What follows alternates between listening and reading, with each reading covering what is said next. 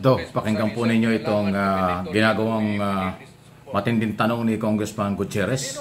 Napipiko na si dating Pangulong Duterte rito pagkatapos sunod ng panong mahaba-haba o hindi na mahaba, matinding statement ni dating Senador Laila de Lima. Pakinggan po natin. Ako nga, pumapatay ng droga eh. Suporta pa sa polis. So, Mr. President, when you were looking for this person, in the person of Colonel Leonardo, although it was not to create a task force, it was for an operation which they were proposing. That is what you are telling us now, Mr. President. Yes, because as sasabi ko, the corruption, madali. Madali sa law enforcement corrupt. Kaya kailangan mo ang tao na ano. Sabi ko yung mga iglesia ni Cristo, hindi mo madali-dali yan mabilit. That's the reason why. Mr. President, this proposed operation, was this a nationwide scale drug operation? No, I don't think so. Would you Parang ano lang nila yun, but I suppose that it was not on that scale.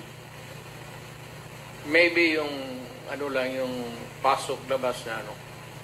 Or if it's an operation that you are asking as a drug syndicate. Mr. President, I know we're pressed for time. Just one more question, if you would indulge. You mentioned in the Senate hearing that you had seem to have a distinction. You had the DDS, as you said, that the media would portray being the police, no? Yan, ayaw nyo aminin yung mga pangalan. Some of your chief of police of Davao as being members of your death squad. But at another time, you mentioned you had a personal death squad na hindi po kapulisan. You mentioned, I think, at least you had 7 members here. Well, as mayor, I was fighting crime. I was fighting the insurgents.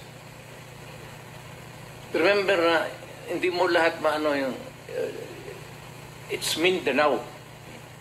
Okay. The insurgents were active, the criminals are active. You cannot utilize all the policemen there. You have to have... Nasabi niyan.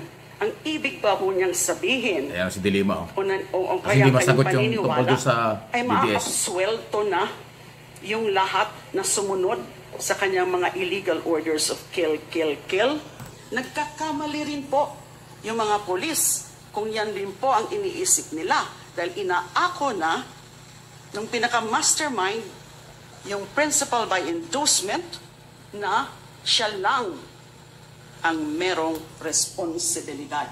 Mali pong pag-iisip yun.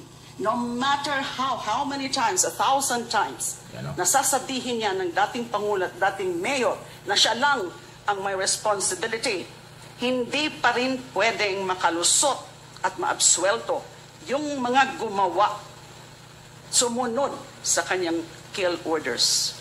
Now, number 3 point, because I'm just going to raise at this point 4 points.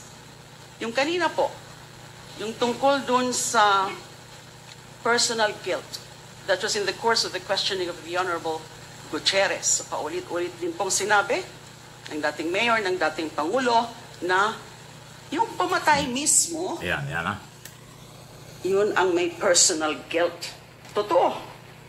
Yung gunman, yung hitman, yung assassin, siya mismo ang pumatay. Siyempre, personal guilt na yan. Pero wag mo nating kalimutan yung sinabi po kanina ni Honorable Congresswoman Louise Straw. If there is such a thing or a principle ng personal guilt, meron din yung principle of conspiracy or theory. Pananagutan. Ang dating Pangulo, dating Mayor, siya ang malinaw na principal by inducement because he ordered, he solicited, he induced yung mga pagpatay. So he is definitely principal by inducement. But, sinunod ka nagkaroon ng mga principals by direct participation. And in this whole scenario, there is a clear conspiracy. And when it comes to conspiracy, the act of one is the act of all. Yung ginawa nung isa, yung gunman, ay ginawa din yung nag-udyok sa kanya, yung principal by inducement. last point I want to say at this point. Kanina po, napansin nyo, hindi nga niya po masabi yung pangalan ko. Ayaw niya pong kilalanin kung sino yung dating Commission on Human Rights Chairperson.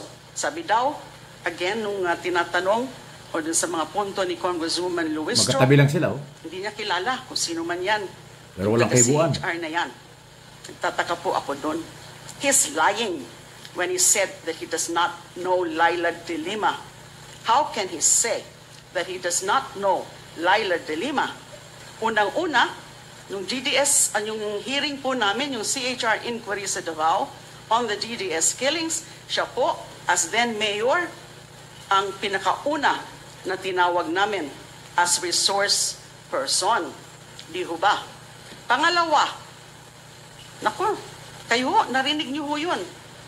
Napakaraming mga okasyon, mga public pronouncements niya na ako ay tinitiran niya, ako ay binabastos niya, kung ano-ano yung mga sinasabi niya sa akin, binabantaan din ako. You will rot in jail, Laila de Lima. And isa pang naaalala ko, nakita niyo rin po siguro yun, noon pong first SONA, di ba? Linapitan niya ako, kinamayan pa niya ako, so hindi niya ako kilala. Alam mo yan, for example, ni former ES Salvador Medialdea, na kilalang kilala ako ng dating mayor at ng dating pangulo. So he is lying. Maraming salamat po. Wow. Thank you, Senator. Iba na kasi hairdo niya. Kasi Oh, yeah, patuwiran, iba na daw ang hairdo. Ayan, oh. Mr. President, may I remind you that please refrain from talking unless you are recognized by the yes, I chair. was just making a statement. Yeah, I'm Hindi just, ko na nakilala. Iba ng hairdo niya eh. I'm just reminding Yung palusot, eh. Pati yung kulay ng resource buhok. person. So, the next to interpolate Oh. is Inambaan pa niya ng suntok. Congressman Ernix Junicio. Inaambaan pa niya ng gano'n, no? Talaga, ayan, oh, mainit si Dilima. Ano yung masasabi niya? Hindi ko alam kung nagbibiro si Duterte, inambaan pa niya yung suntok na. Magkatabing kanina pa ho yan, eh. O sa tagal po ng hearing na yan, o sa tagal ng hearing, sa buong maghapon, magkatabi lang sila, pero hindi nagkikibuan. Pero ayun, hindi na nakapigil ho. In-expose na ho ni Dilima yung mga pangalang tinatago ni Duterte doon sa extrajudicial killing sa Davao. At yung mga iba pang sinabi, katulad nga ng sinasabing hindi siya kilala, at yung iba pa. At yung madiin doon. Kayo mga pulis na sangkot, yan ang sinabi ni Dilima, isang abogado yan. Hindi ibig sabihin inako ni Duterte ang lahat ng pananagutan ay akwital na o wala ng problema ang mga pulis. Hindi. Yung pag-amin ni Duterte yan, mananagot pa rin ang mga pulis na siyang ginamit, inutusan sa kanilang war on drugs. So, ibig sabihin, lahat ng identify at ma-identify na pulis na may kinalaman sa war on drugs, kakasuhan kayo, kasama kayong kakasuhan ni Rodrigo Roa Duterte, dating mayor, dating pangulo. Ayan, any comment, reaksyon? Sige po. Please like, share ng mga bidyong ito. Ayan na, hindi sila nagkikibuan pero nagbabanatan yung dalawa. Duterte laban kay Dilima, vice versa.